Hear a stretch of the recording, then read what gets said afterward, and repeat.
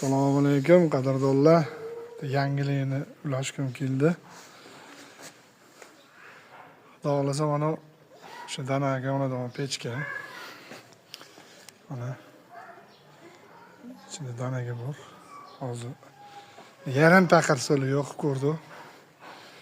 Mayda suv kirib, mana tomondan suv chiqib ketadi. Katol desa ham bo'laveradi. Buni faqat uy ichiga o'rnatiladi. Issiqligidan unumli foydalanib ko'rish maqsadda qilindi.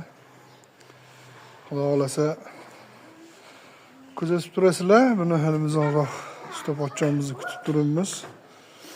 O'rnatib bersalar. Biz yana yaxshi joydan yongan joylardan bir obzor qilib yana tashlaymiz.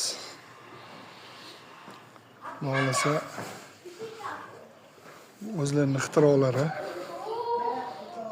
murojaat qilaverasizlar inshaalloh.